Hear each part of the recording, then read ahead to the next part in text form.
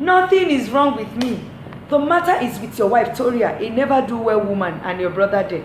Some people are laughing at their own mothers. That was me, playing the role of Amole in the book Halima Must Not Die by Kola Onodipe. Halima did not eventually die, but Amole was sent packing from her husband's house. You see, reading like talking is one of my favorite activities, unlike cooking. Let's just say cooking is not very high on my list of fun activities, though I do not intend sharing this particular mundane information with my prospective mother-in-law. My love for books is not without its own origin. From when I was small, my father drummed it into my ears constantly that a good leader is a good reader.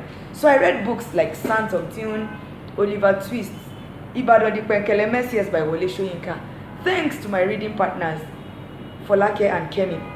3 of us had similar taste in books, almost.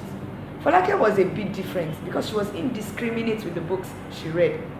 I met Folake when I was just in GSS 3. As a good friend, I counseled with her severally about the books she was reading and the dangers she was exposing herself to. On the other hand, I agree with Oscar Wilde, who says the books that the world call immoral are the very books that show the world its own shame. Besides, the other books Folake was reading did not seem to have any negative impact on her. Folake was still one of the most decent girls I knew, particularly when you weigh her against the likes of Nena. Hey, Nena and a good group of friends. I would have loved to tell you what they used to do, how they used to gist with all the boys in the class, but that's none of my business. On an occasion, Folake was waiting for me to finish the book I was reading. I can't even remember the title of the book now, but I remember that the story was about somebody who was killing blonde girls. The story was so interesting, I didn't want it to end. The writer was a detective blonde who almost ended up a victim herself. When I wanted to exchange books with Folake, I knew the kind of book I wanted. It was more like I needed to relive the experience of my last novel. This led me to selecting a book without a cover. Out of the sea of options presented to me by Folake, I chose the book with the meanest title, The Devil and the Deep Sea. I knew intuitively that the book would be interesting because I already had a good record of being able to smell a good book off the shelf. I had plans for the book. I was preparing for my junior WAEC, so I knew my mom would give me some respite from fetching water and washing plates. I would begin reading the book on Friday. The story began with a widower who went on a boat cruise with his daughter. On that journey, they met a woman. The lady and the widower were attracted to one another. I was not surprised that the beginning of the book was like this. Most of the thriller novels I've read started with love stories. I knew the shocker would come soon. I could almost predict the progression of the novel. The man will be killed.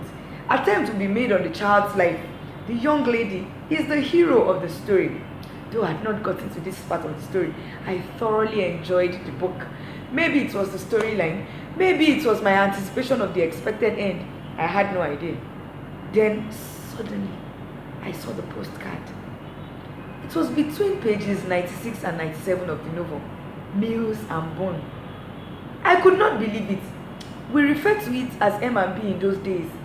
M&B is a romantic novel, the one where men kiss women with wild abandon, the very book I was advising Folake against. Suddenly I realized that there will be no kidnapping, no deaths, no mystery, there will be no suspense in the book. I also realized that I had been unwittingly inducted into the vast and expanding family of romantic novel readers. Ha! I learned a very big lesson on that day. I learned never to assume a thing about a book without a cover. Relaying the story to my father, he said, Ronke, do you realize that human beings are like books without cover? When somebody meets you, they assume they can know all that is about you based on how you appear. We all try to fit people into existing modes. However, there is no mode robust enough to accommodate all of you. Your personality, your gifts, your abilities, your experiences. My darling daughter, he continued, we have all been victims of stereotyping. We have all been guilty of stereotyping. He advised, don't allow people's labeling of you become your own definition of yourself. You can become all that you desire to be. According to Judy Blume, he continued, it is not the book that are under fire now that worry me. It is the book that will never be written. The book that will never be read. So enjoy the rest of your week, and do not forget to subscribe to my YouTube channel, and to have a delightful rest of the week. I love you permanently.